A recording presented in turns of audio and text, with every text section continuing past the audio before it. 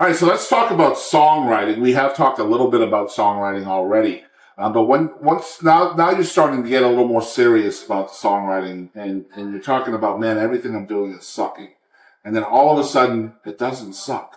So what is the process for doesn't suck? I don't have any kind of formula or process. It just happened organically, but I can tell you how it happened. So yeah, I get off the Greyhound bus. Now, I had been playing guitar for a couple of years before that, at least a couple of years, maybe about 4. Like I said, there was that 10, 15-year period where I didn't. Right. And then I saw Jason Boland started it again.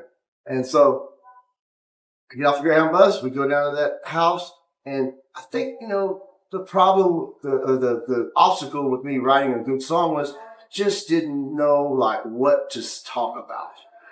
I would try to write songs about me. Or about, it just wasn't working. Yeah, it wasn't working. Now later it started working because I knew how to do it. But I was then able to express myself about my life, about me. I was then able to do that in song form. Trying to make that relevant for other people is a struggle. Yes, yes, absolutely.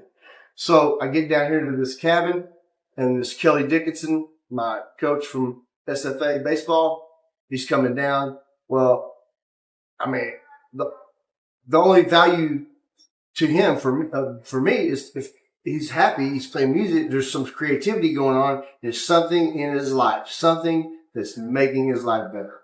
Something. So what we would do is, Kelly's a great storyteller. He can't play an instrument. If he sings, Gabriel's wings will fall off. Yeah. You know what I'm saying? He don't want him to sing, and he can't play an instrument. He's a politician. He was the mayor of Zavala at the time. He can tell a good story, and he's got a lot of it. The guy was wild, and the guy was,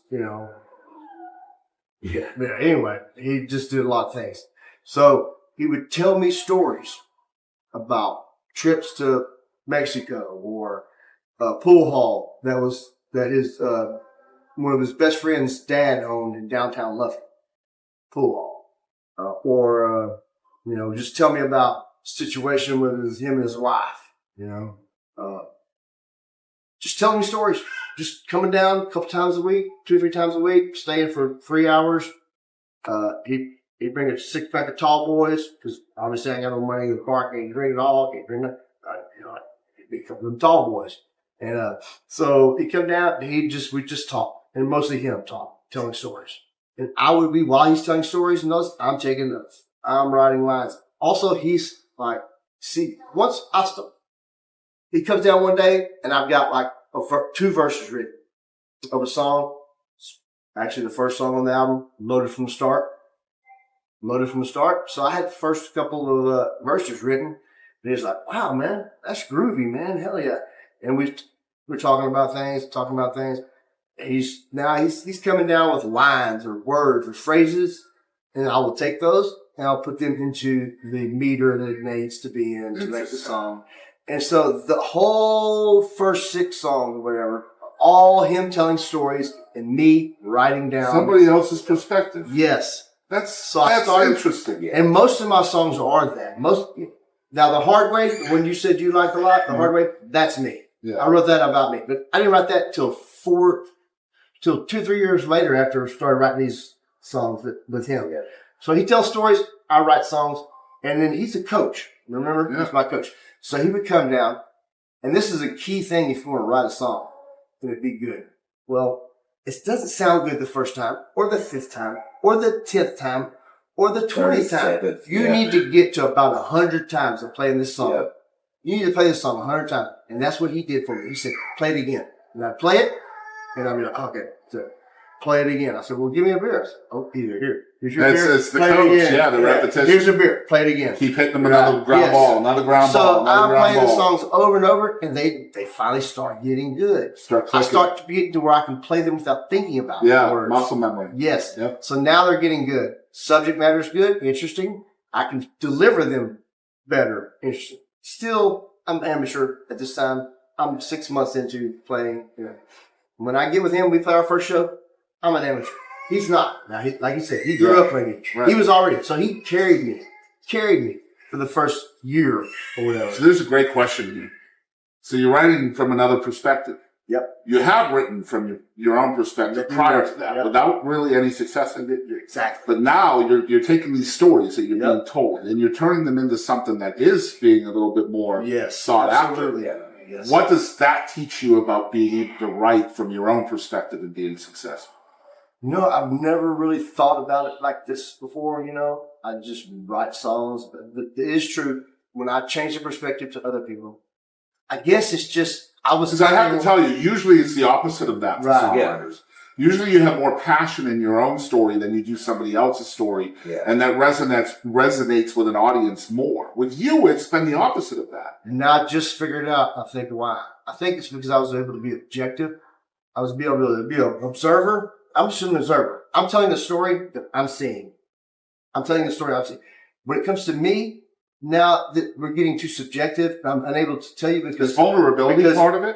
I'm not sure, sir. Vulnerability. It's my life is a little bit extreme. Yeah. And I don't think it makes for good songs unless I can really figure out a way to do it. But for the most part, it's not what people want to hear. It's more like bragging. Is that you thinking that though? It's more like bragging when you sing about experiences. Yeah, but is it just like a lack of confidence in your own story?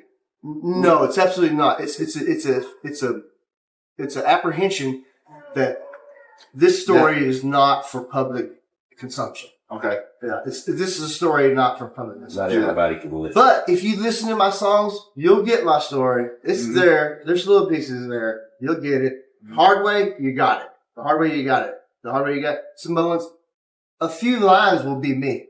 The rest will be somebody else's. I always put myself. It's kind of serendipitous that you're writing articles now for a magazine as well. You're telling somebody else's story. Yeah. Again.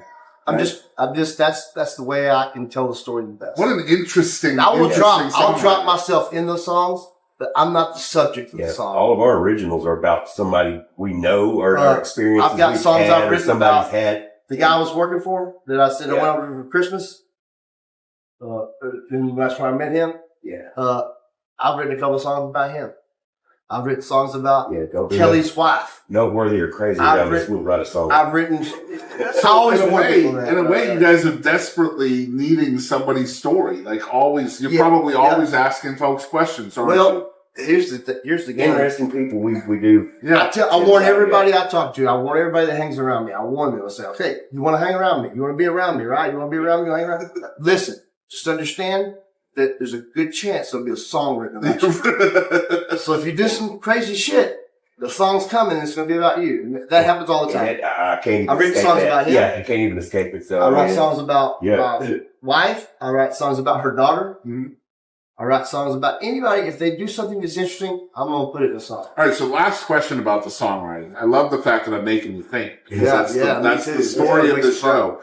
So you talked about the hard way. I love the hard way. You guys, the song is so good.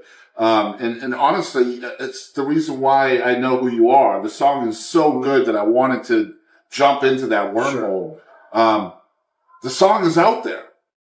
It's not about somebody else. It's about Tommy Simpson. It's fine. That's fine. So how did you decide to do that? You're getting all this success with other people's stories, and now you have this song that really resonates with you. Once again, I had a life-changing event where now I'm living down this cabin, and some things happen, things that now I have to leave.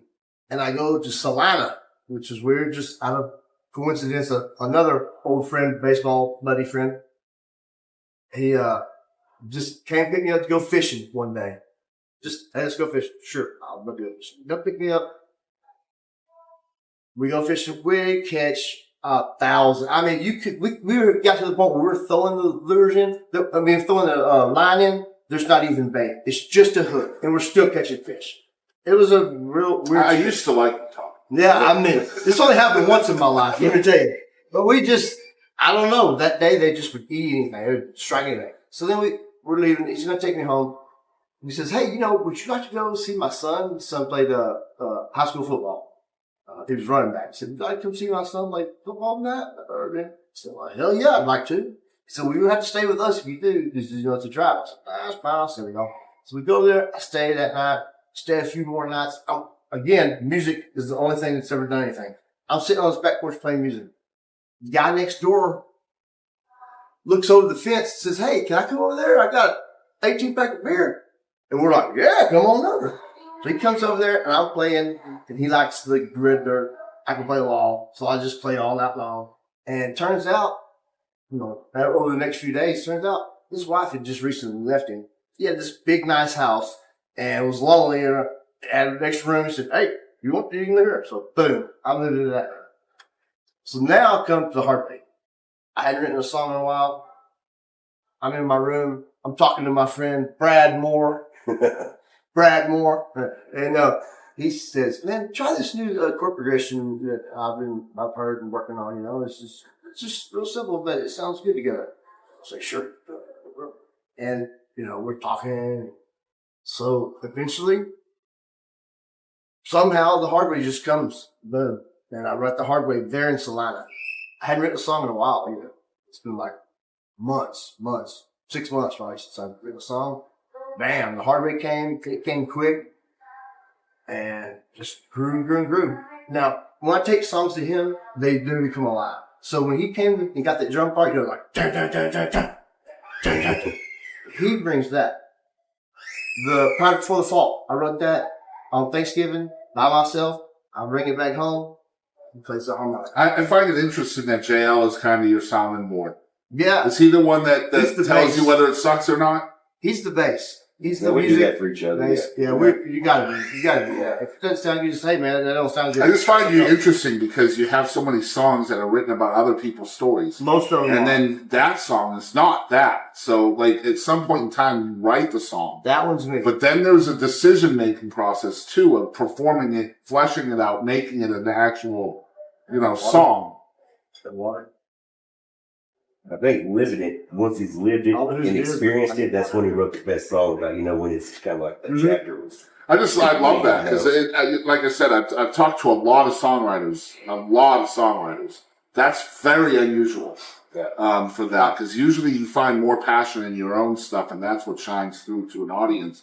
For you, though, it's really the passion of telling somebody else's story that shines through. And he takes the story and makes it where you want to listen to it. I mean, Right. Anybody can tell stories, but, Right. but it takes something special to take a story and make somebody want to stop what they're doing and listen. The same thing with music. When you kick something off, you want to catch them right then and say, "Hey, I want to listen to this." That's what makes it worthwhile. God, that's good stuff, man. Yeah. That's good stuff. Yeah. Stuff. Yeah.